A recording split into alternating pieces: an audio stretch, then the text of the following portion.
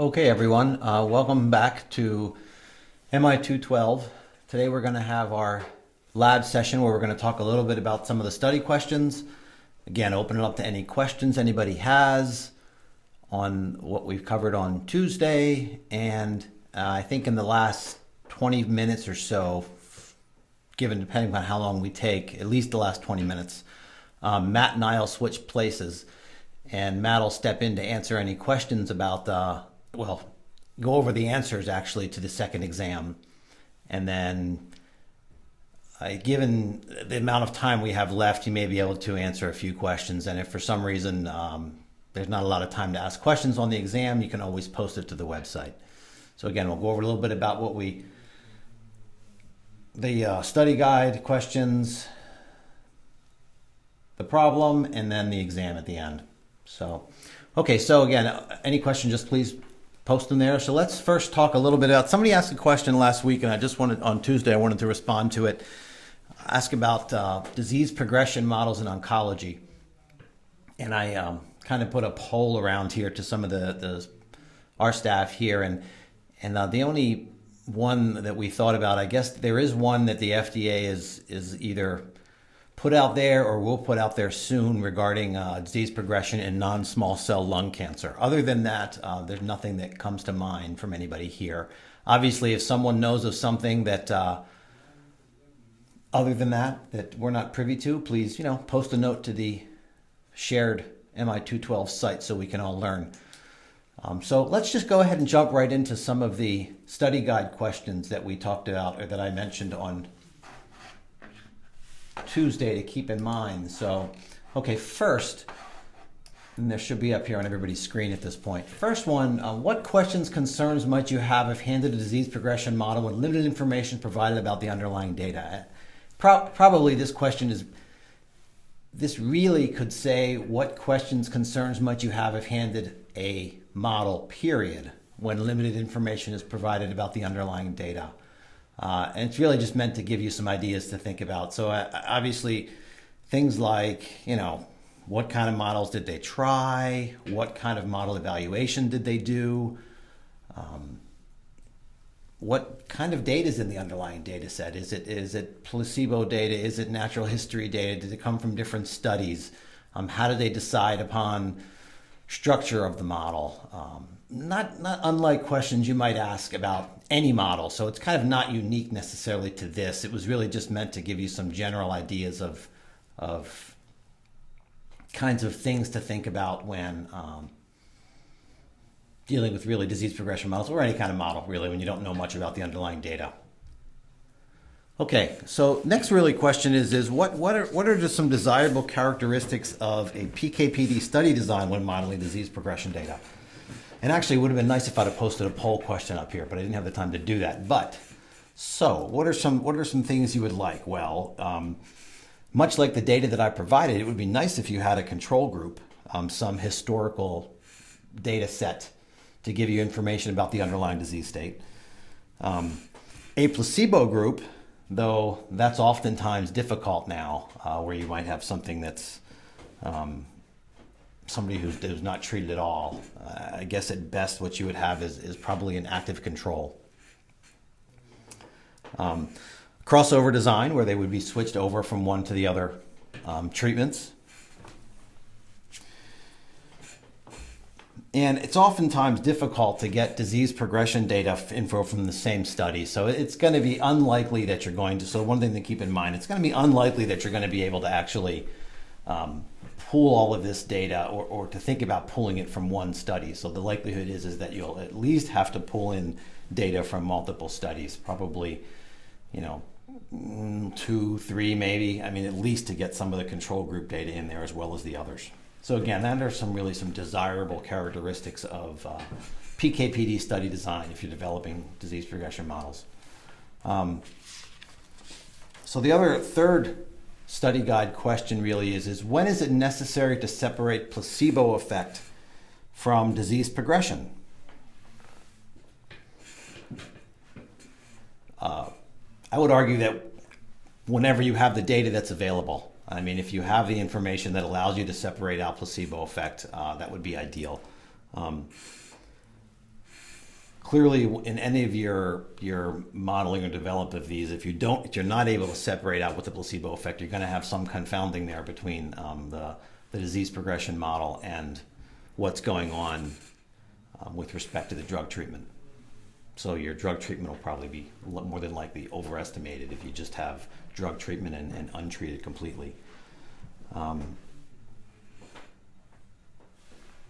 And so that's kind of what makes it necessary in this case to have data from multiple studies. So you're not going to be able to limit yourself to really data from one study, especially if you want to understand, especially if you're developing a disease progression model in the face of multiple therapeutics. Possibly you want to get an understanding of how more than one therapeutic may interact with your disease state, and use that for simulation. So you're clearly not going to be able to, you clearly don't need in some way to separate placebo effects and also have data from multiple studies. Okay, so then the fourth study guide question really is,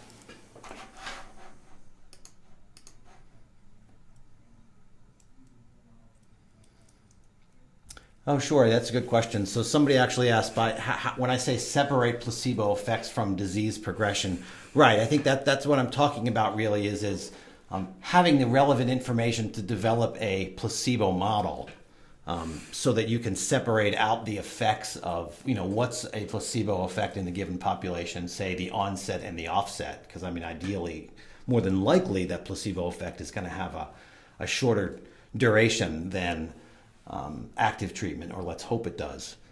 So that's kind of what I mean by saying separating out the placebo effect. So basically constructing an additional portion of the model. So one of the things we talked about, and really in all of those examples that we showed on Tuesday, we either showed purely the disease progression model with some drug effect, or we showed some PK model that drives the drug effect that then in turn causes some effect on the disease progression. So what we're missing there, and what the actual data set that I gave you had, but it probably is harder to tease out than what I might have expected, is a separate piece of people who are actually treated with placebo and also treated with active drug and treated with disease, natural history. So oftentimes we're left with, when we build these models, we are left with models that are, if they're simple empirical models, the insight to them may be minimal, or the mechanistic insight may be minimal.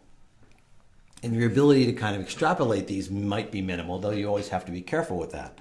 So you're left with then creating more complex models. And when you do that, that means that you may or may not have all the data to account for all the different portions of the model. So what are some of the things that we can do in that situation? If we don't have data for a given piece of the model, well, we could fix the model parameters to some value, fairly subjective, depending, and you have to be concerned about what relevant prior information you're using. By that I mean what prior information you're using to drive the fixing of those parameters. A better approach might be, if possible, is to do use some type of Bayesian prior. In that case, you can bring in both, you could bring in, experts' beliefs as well as prior knowledge about the disease progression in that group of people, and incorporate that into the model rather than fixing a portion of the model.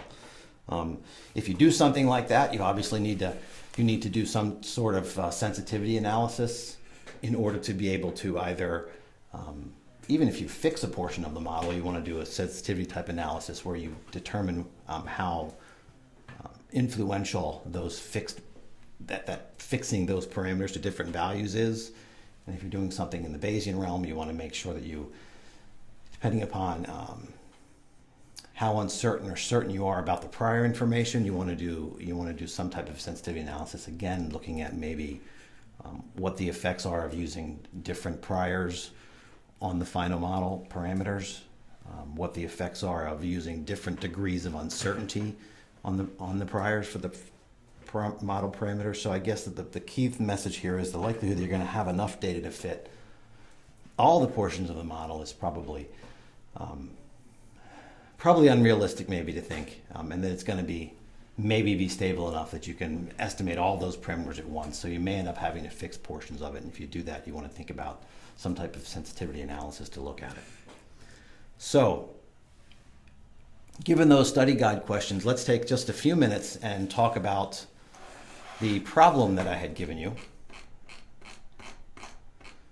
And I'm gonna kind of make a statement up front and say the likelihood that given the short period of time, the likelihood that you could pull together all this is probably unrealistic in 3 days, that you're going to be able to generate a model that's going to do a good job here. But let's talk about some of what the raw data looks like, and possibly some approaches that could have been used to do this exploration. So first of all, let's just go over the problem briefly. So we got data collected for 30 days from a phase 2 trial, and we're going to assume that that's long enough to measure some degree of disease progression.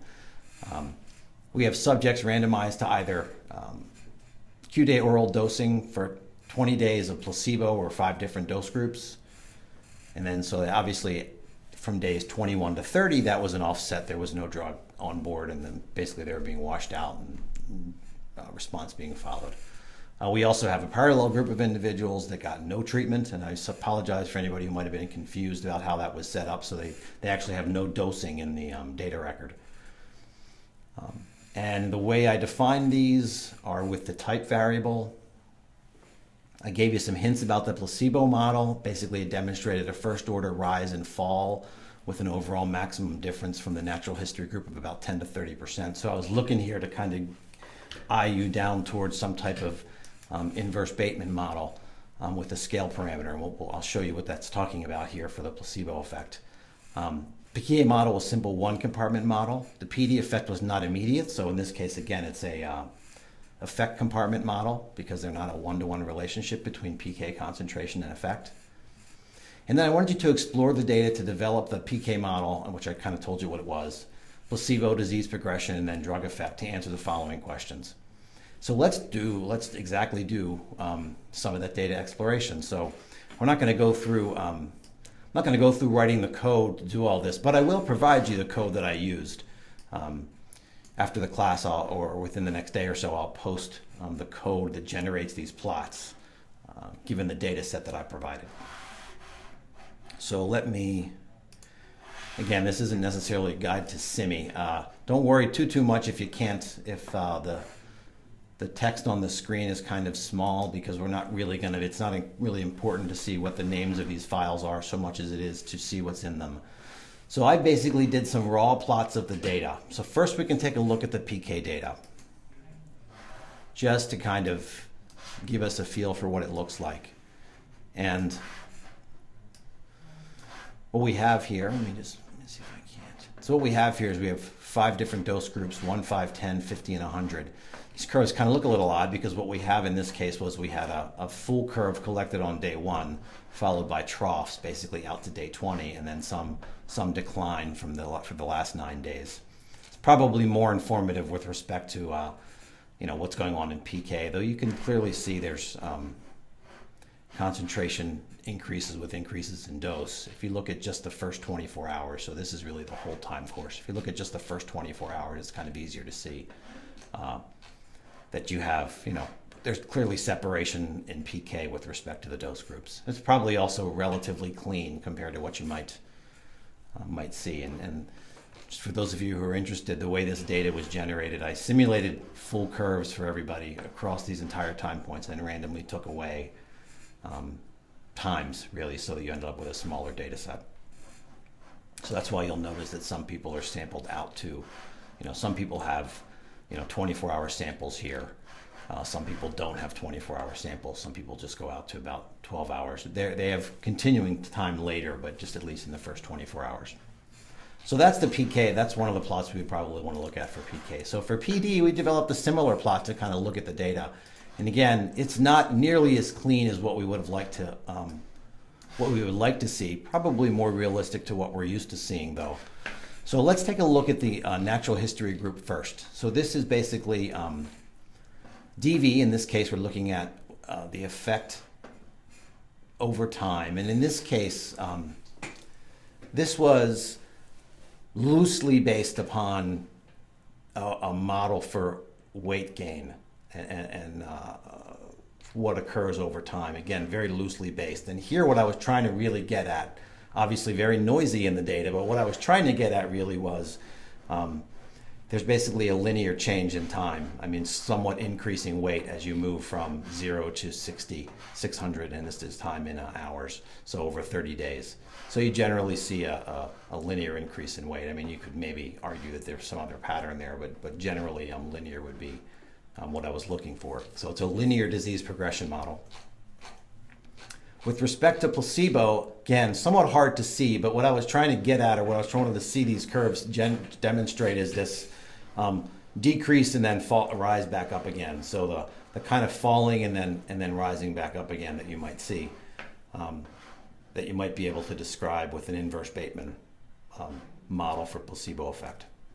So again, you see some of these are more obvious than others, where there are going to be some decrease to some maximum and then some offset for that placebo effect. And then actually where hopefully at some point it approaches the typical disease progression.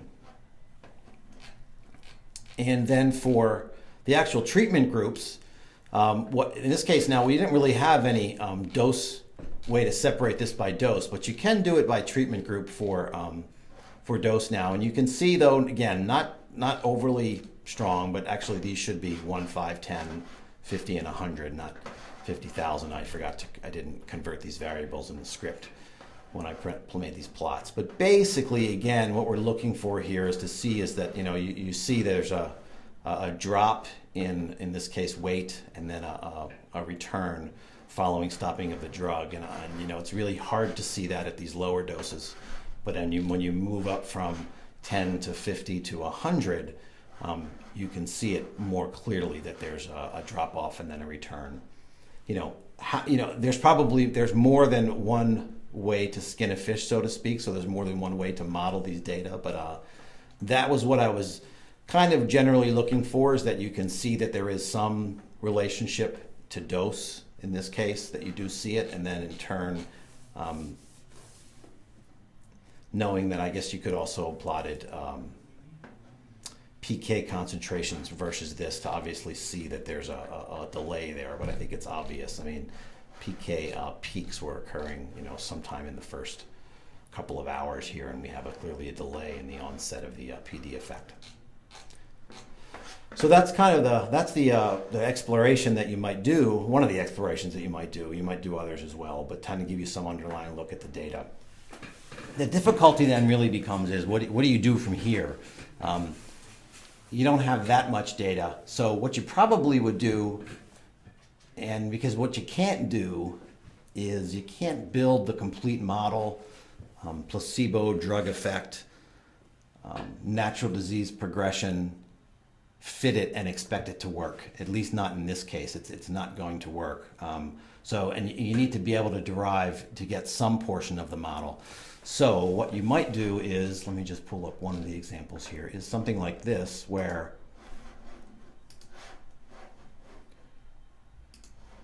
maybe I'll make this a little bit bigger here.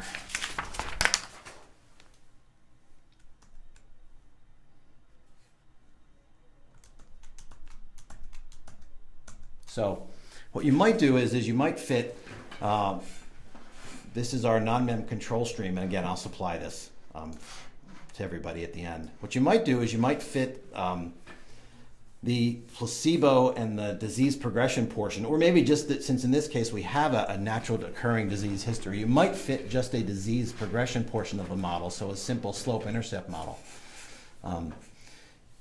Get a feel for what those parameters are, and then add in some placebo effect. And in this case, what we have is, what we're doing is we're using that data set, and we're just using NONMEM's ignore statement here to actually limit it to type less than 2 we're going to ignore, so we're going to ignore all PK. I think we're going to, that ignores doses too, because we're not interested in it, because here we're just doing a linear placebo effect model. And then we're also going to limit it to, we're going to ignore IDs less than 40, because these are actively treated patients. These are patients who are treated with drug. And that's obvious from the type variable. And then we might develop what amounts to a placebo and a drug effect model. So here we have our parameters for our placebo model. We have a half-life for the formation of the placebo effect, half-life for the disappearance of the placebo effect in hours. We have a scale parameter then that allows that effect to move up and down relative to the curve for each individual. And we derive that then here, where we have the typical inverse Bateman model here. And then we have a linear drug effect. So we have our baseline parameter as well as our slope. And in this case, you'll notice that there is variability on all of these. Somebody'd ask, could you do that? Sure, you can. And then we build up, in this case, it's a simple PRED model, because we don't have any PK. We just have PD data here. And we simply have a placebo is proportional to the underlying disease progression, or the underlying disease progression model, and then we have some additive proportional error there. And we would go ahead then and fit this and to give us an idea. In this case, there's, I know though you would get this very simply when you tried to run these, you would realize that there's not enough information here to estimate all of these parameters. So you're going to end up having to fix some of these variability terms. And so what you're going to end up with is you're going to end up with the results of this model. Again, let me just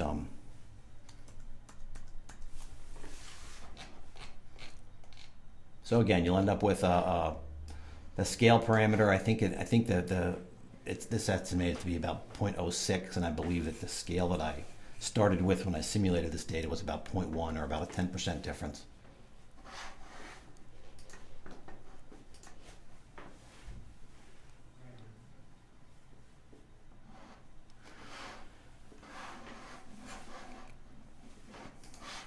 Right, okay, so actually I got a question here. So the question is, how can we do this without using subjects on drug? Because we're not actually fitting, we're not interested right now in this portion of the model. We're not interested in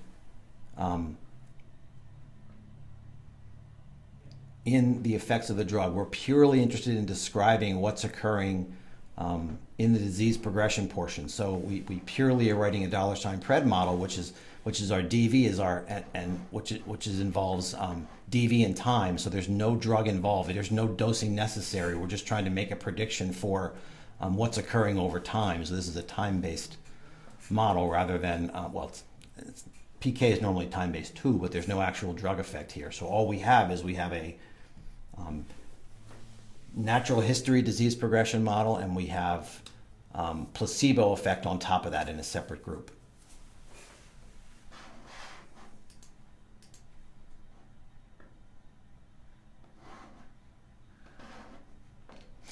Yeah, you know what?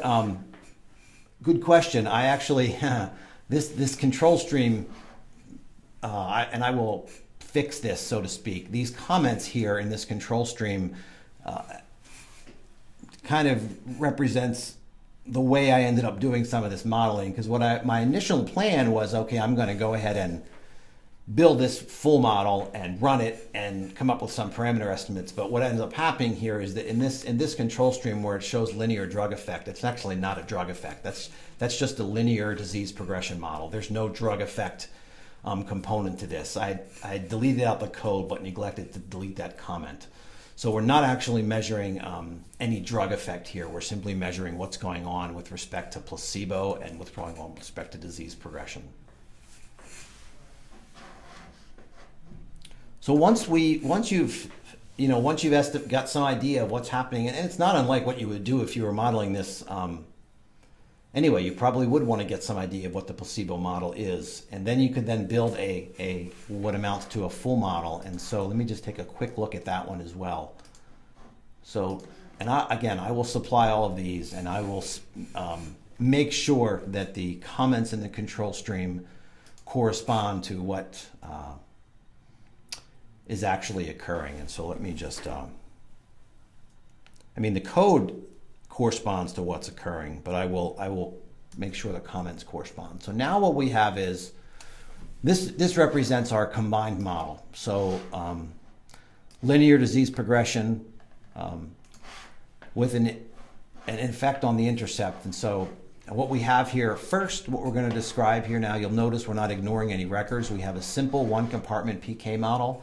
I didn't actually, I guess we could have looked at those plots on a semi-log, but if you did that, you would see this data was simulated from a simple one compartment model with a parameterization such that we have an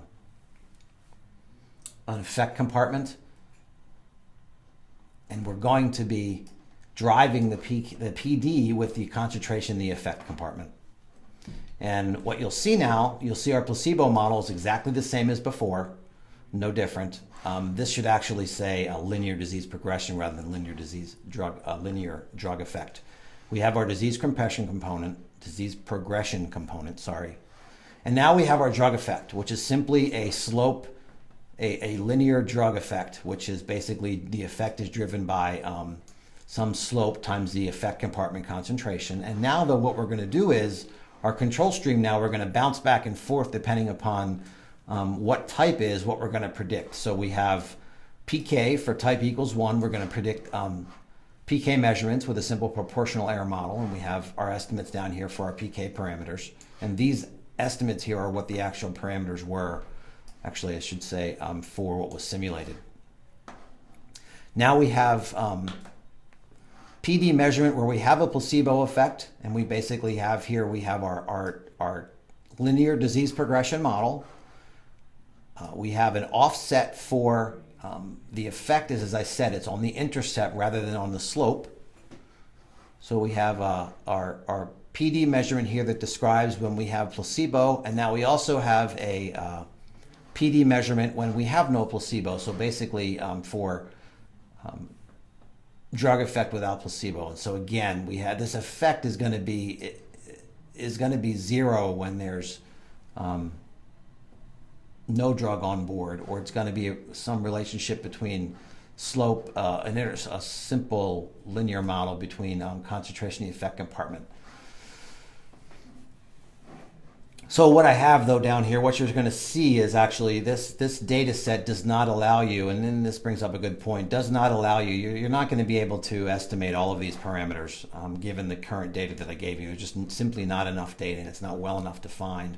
Though it was definitely simulated with this model, it's not well enough to define, to be able to fit, to estimate the slope, these terms for the placebo effect.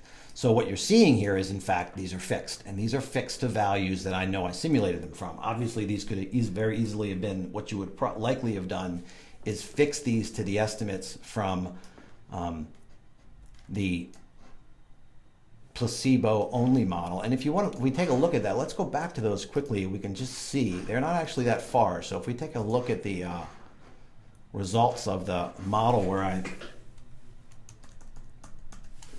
estimated the placebo effects. They were simulated at around 0.1 with a half-time of about 48 hours, and this being about 250 hours. So more than likely what I would have done, rather than fix these to 48 and 240, I would have fixed these to what the estimates were from my placebo and disease progression model, so 58.2 and 227 rather than 48 and 240. I would have fixed it to those for this fitting. I probably wouldn't have fixed it though until I determined, in fact, that it was necessary. So I wouldn't have done it just off the bat. I would try to have fit this model, estimating all of the parameters. Probably what I would have done is worked in the way of fixing a portion of it, estimating the disease effect, and then trying to unfix some of these parameters to see if I can get a model that's stable enough to come up with reasonable estimates of all the parameters. And then if I do decide to fix them, obviously, when it comes to later on, you'd want to probably do some kind of sensitivity analysis, see how relevant it is to fixing these to certain values. So then the other question, this kind of answers most of the questions from the study guide. The other question is it a effect on the slope, or is it effect on the baseline? in this case, it's on the intercept, and in this case, it was simulated as an effect on the intercept. You could write this model in such a way to have this effect be on the alpha term. So to have a change in slope, you have to be careful that we don't do it in such a way that we end up either driving the slope in the wrong direction, driving it to zero, having it become it's not so bad that it couldn't become negative, but I mean, you'd have to be careful in how you parameterize it, and obviously then you could then see which one of these models provides a better effect. I did not try to fit a slope model to this, a slope effect on the slope portion of the disease progression model, though you could have if you wanted to test for it.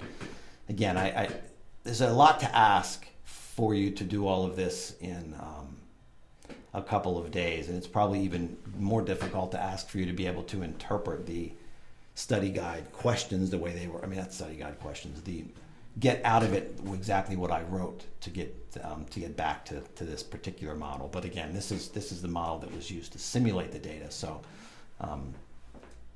that's not to say there's other models, because this was simulated with some noise, and also once it was simulated, it was randomly, other than dosing times, randomly concentrations over the day were pulled out. So I think I pulled out, I don't know, 5 or 6 time points across each of these patients, just to limit the model and add a bit more noise, so to speak, to the data to make it more realistic. But probably if any of you have seen, looked at some of the data that you get, it's probably not unrealistic to what you've seen in the past for pharmacodynamic measurements and natural disease history. Okay, so that covers our stuff for today.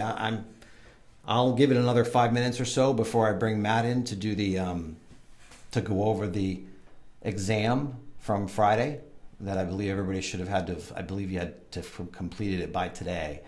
I believe that was the plan. So like I said, another 5 minutes or so are free to open up the questions. You can always post questions to the MI212 site, and what I'll owe you then at the end of today, or probably more likely over the weekend, I'll post it, is adequately annotated control streams so that these describe specifically the effects. And I'll also give you the R script that generates the plots that I showed earlier. So the raw data plots, just if you're interested, just to see. Obviously, these, depending upon what you plot and how you plot, it would differ depending upon your data set and what you're trying to look at. But I'll supply them in case anybody wants to see them. And I'll also supply which I already have, but the code to run NONMEM from our site, in case any of you go out there and give it a shot. I'll make sure that you have that code to run these control streams. So yeah, so Matt's actually knocking at the door. So given that, what I'll do is I'll let Matt go over the test, and if you have any other questions, just post them to the website. Thanks, everyone.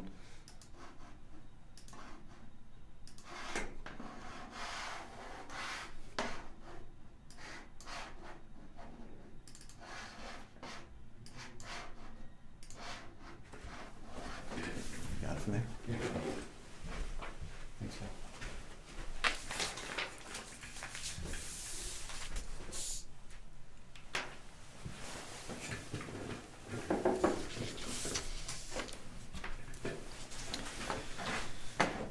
Okay, I hope everybody had a fun time with the exam and didn't have too many difficulties with that. What I'm going to do here is just run through the questions and the answers, and hopefully provide a little bit of explanation for each of the choices and for the correct answers.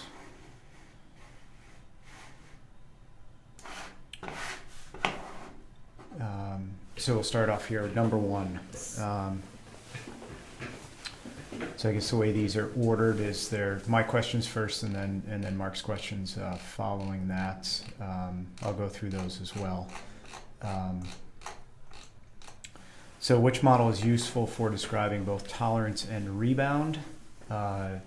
The first answer here, PK/PD model with tolerance, would work for the tolerance piece of things, but would not provide for description of rebound, so that's not the correct answer. Transit compartment models provide neither. They just provide a delay in the response. Same is true for lifespan models, and so the correct answer there is D, precursor pool model. Question 2, tolerance and rebound can be caused by a buildup of precursor because of inhibition.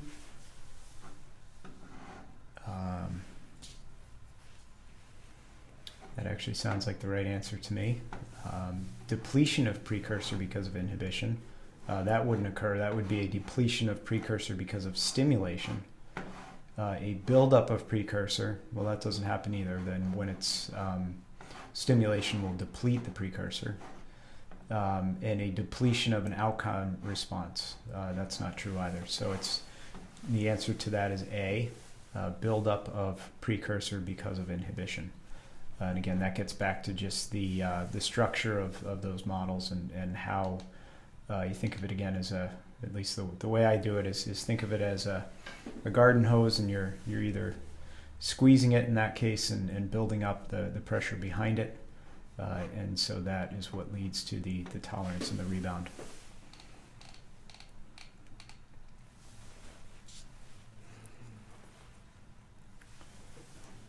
And so for question 3, appropriate development.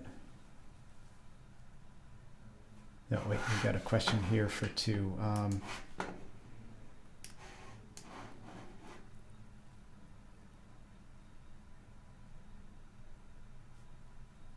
Okay, if there's depletion of a precursor, what will cause the tolerance and rebound?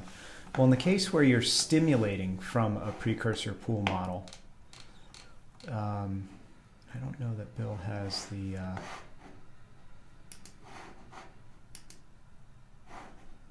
He does, so we can actually go back hopefully up here to the...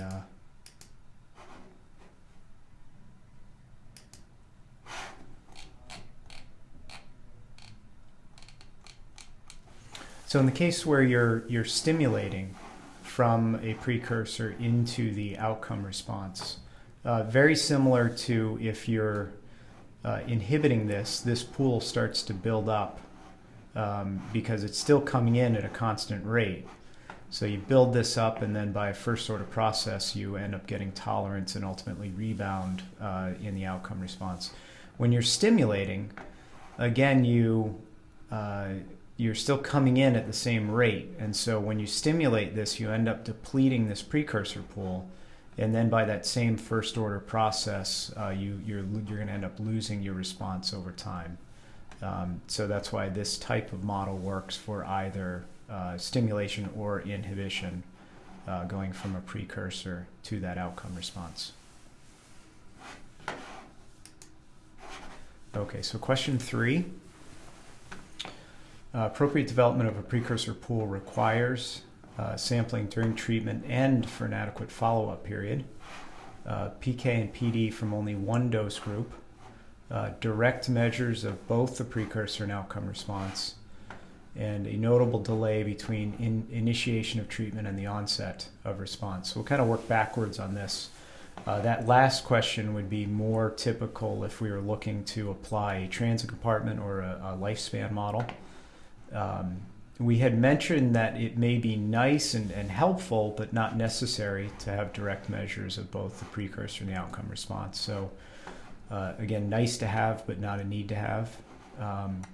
You generally want a broad range of dose response information, exposure response information to characterize these. So that rules out choice B. And we had talked about the need for sampling both during treatment and for an adequate follow-up period. Without that, you aren't necessarily going to know that rebound has occurred, and really you won't be able to differentiate the precursor pool models from, for example, the tolerance model described for nicotine. And so choice A there is the correct answer. For question number 4, transit compartment models. A can include different rate constants for each transit step. We actually talked about that leads to identifiability issues, so that's not correct. Describe an immediate peak response with a delayed offset due to return rates back through the transit compartments. That would require, going back to the schematics here, that would require transits going backwards. Again, that would lead most likely to identifiability issues, so that's not the correct answer.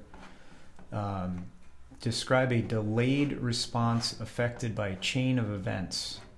That sounds like it might be right. Describe tolerance through delayed differential equations. Well, that's the lifespan model, not transit compartment model. So the correct answer there is C. Question 5. Lifespan models are useful to describe treatments that increase the apoptosis rate of cells, but not for describing treatments that can decrease the apoptosis rate. That is false. Those models are useful for both, either increasing or decreasing the lifespan of a cell.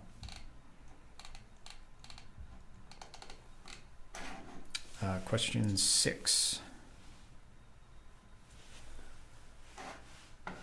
Transit compartment models describing drug absorption can be used with multiple dosing. The appropriate use of time after dose and accounting for dose remaining. So by accounting here, I did receive one question on this.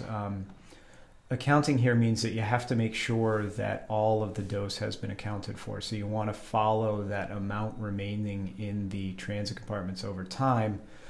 In particular, to use the code that that we had provided, which assumes that all of the dose has moved through those transit compartments by the end of that dosing interval when the next dose is introduced. Otherwise, you would need to determine a way to be able to superposition those doses. Someone had mentioned being able to do that probably by writing their own code within something like nonlinear or something like that. But the standard way of doing it with the code that we provided, you need to account and make sure that all of that dose has been transited through those compartments.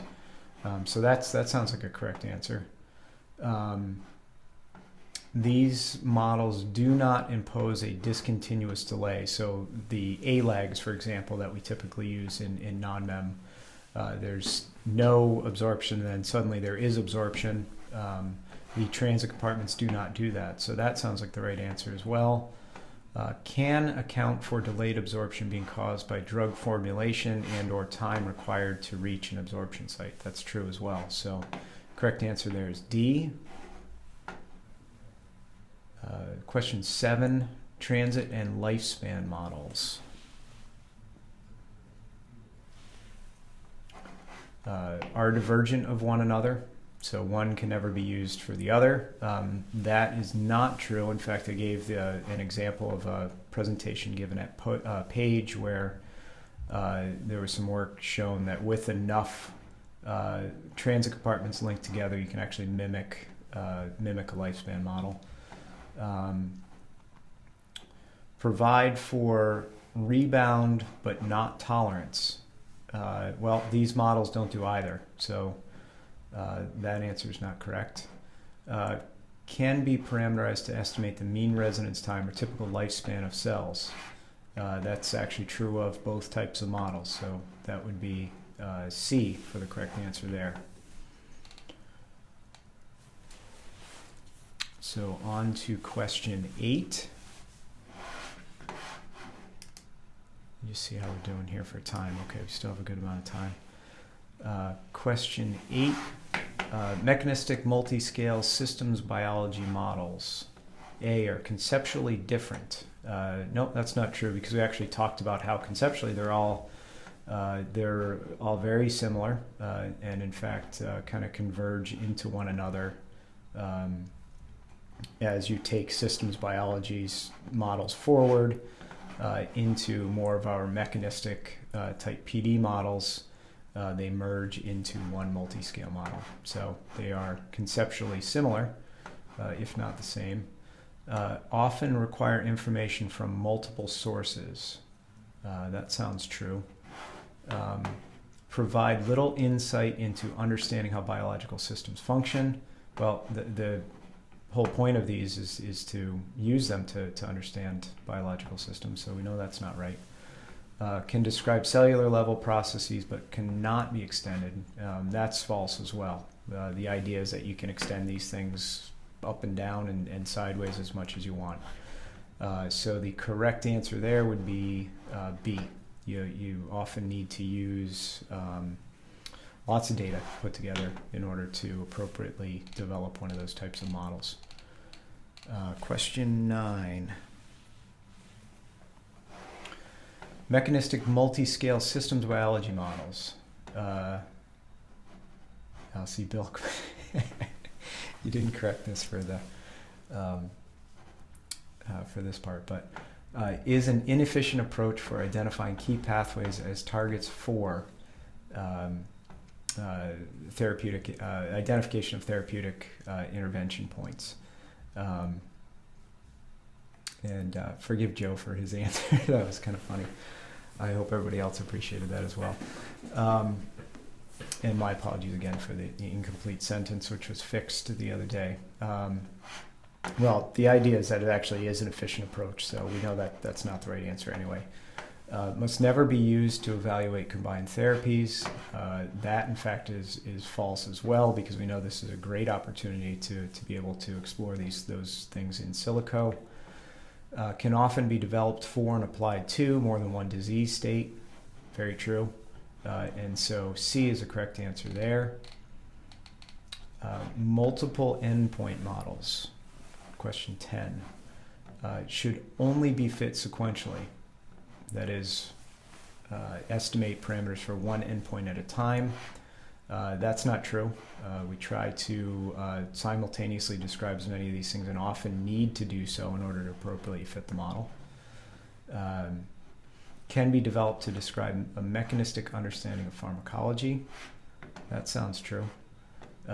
Cannot be used to predict responses caused by changes. Well, that's false.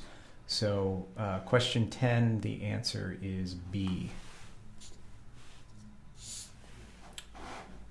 Okay, so we now go on to question 11 here. Which of the following design characteristics is most favorable for reliable modeling of concentration response data?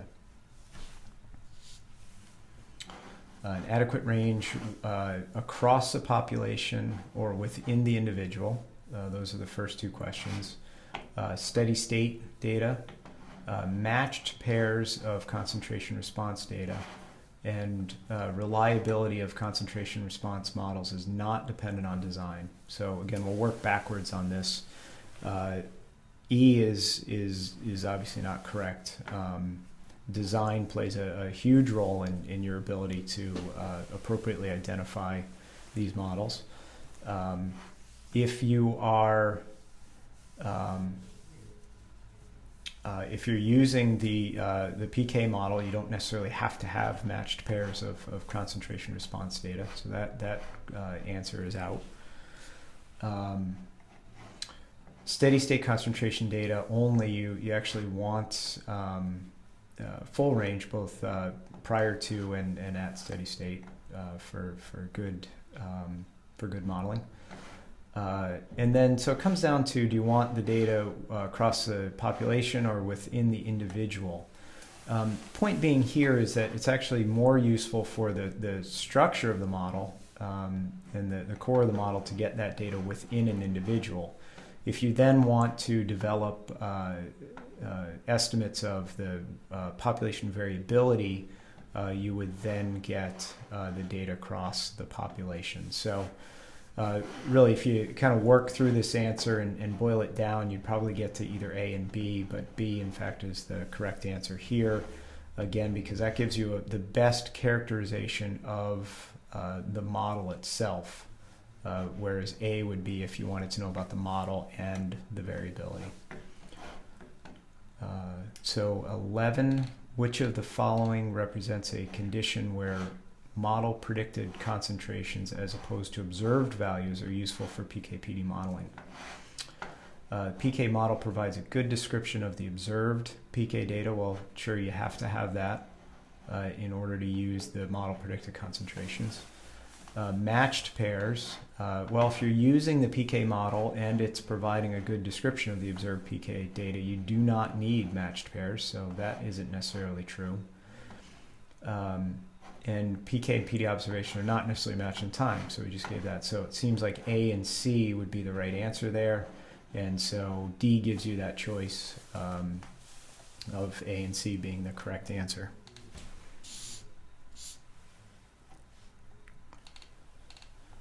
Question 13, under which of the following scenarios would sequential PK/PD modeling based on individual empirical Bayes estimates of PK parameters be preferable, key being here, preferable to simultaneous PK/PD modeling? Model implemented under FOCE, model implemented under FO, inter-individual variability in PD parameters is large. Modeling covariance between PK and PD parameters is a goal, or B and D is the correct answer. So,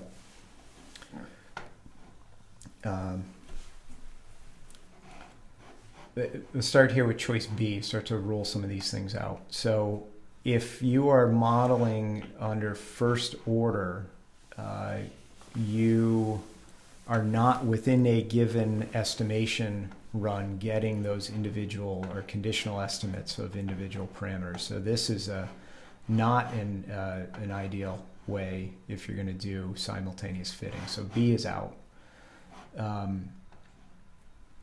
In C, if you have large variability in the PD parameters, it may be difficult, or that may be lumped back into and actually affect your PK parameter estimates. And so C would not be a preferable situation. And so it comes down then to between A and D. So you know E's out as well. With A, it may be that this would be an appropriate time to do simultaneous sequential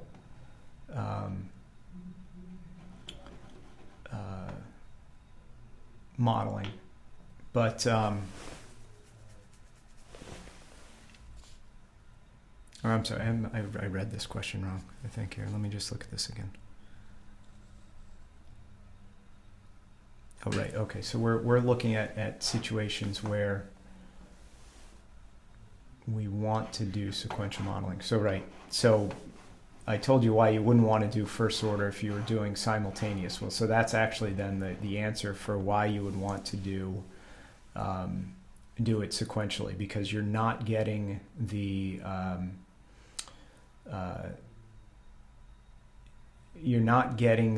estimates of individual parameters for each of those cases, and so so you'd want to then run FO all the way out and then get the individual estimates from the post hoc step, and then use those in the next step, the sequential fit of the PD.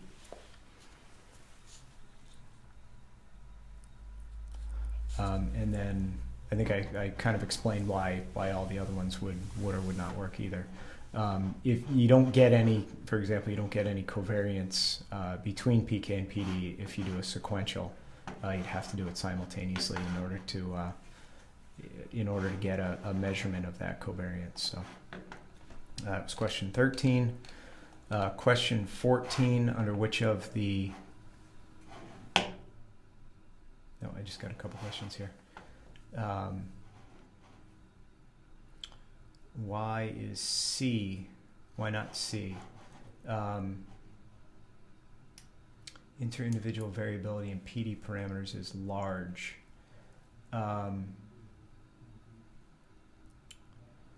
Let me think about this. So these are Mark's questions, so I need to go through and think about this. I twisted it around in my head already once. So,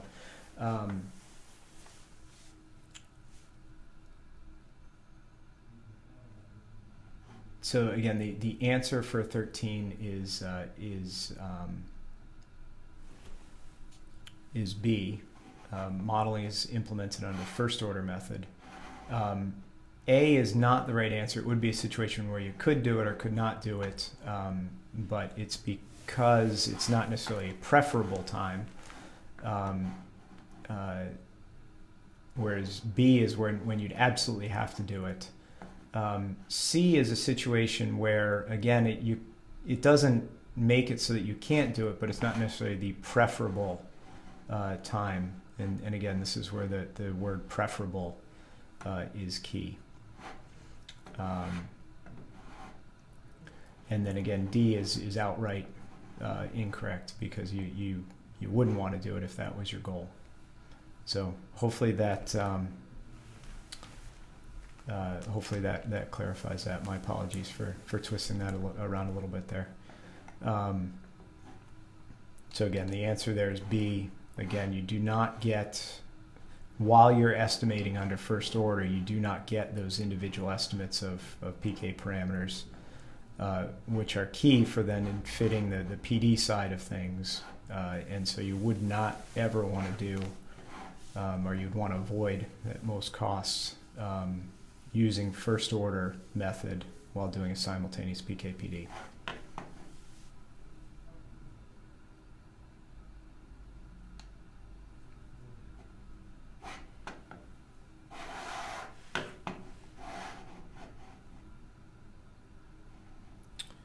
Question here, FO can't be feasible for sequential PK/PD.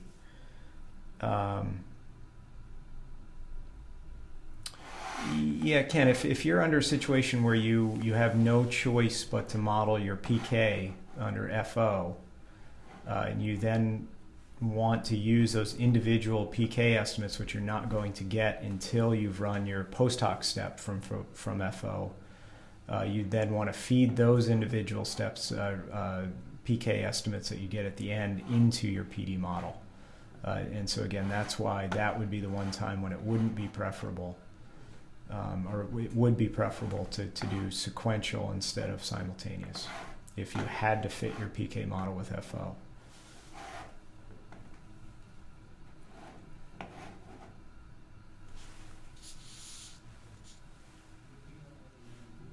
Okay, so question 14, under which of the following scenarios would simultaneous PK/PD modeling be preferable to sequential?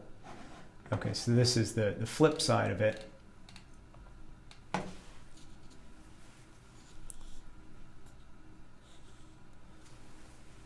And so again, for a lot of the same reasons that we just went through, I think I probably answered this question first. Really the goal of when you really want to model these two pieces together is when you want to model the covariance between the PK and the PD parameters. So that would be the answer for 14. Again, you wouldn't ever want to do it under B. C, or I'm sorry, A, you could do it, but it's not necessarily preferable one way or the other. And then same thing for C. So D is the correct answer for question 14. And question 15, identify the true statement below. Effect compartments can only be used to describe distribution-related delays in response, while indirect PD response models are used to describe delays in PD transduction of response.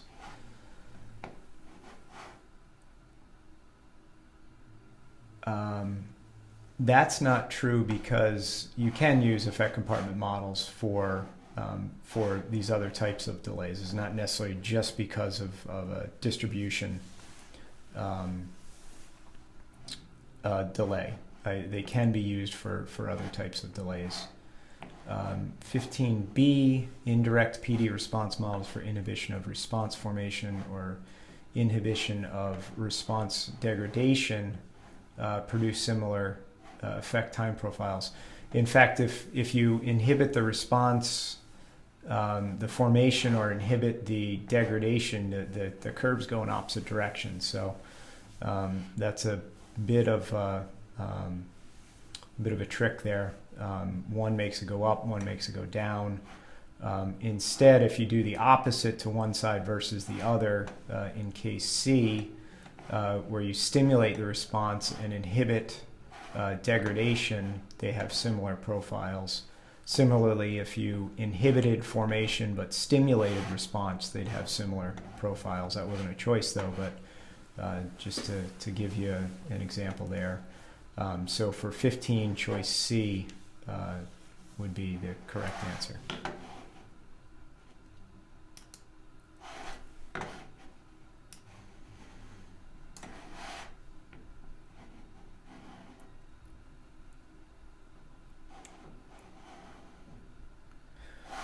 So a question here, in 15A, can only be used to describe this. I mentioned that they could actually be used to describe other types of models. A question came up that it would actually be a misuse of the model. Well, it wouldn't be a descriptive use of the model. It wouldn't necessarily be the most mechanistic understanding of the model, but it still oftentimes is useful to fit the data. And so by the old adage of all models are wrong, some are useful, it would still fit into the useful category. And so just to know that you can in fact use those models, and they've been used for a long time now to fit the same types of responses as the PD models.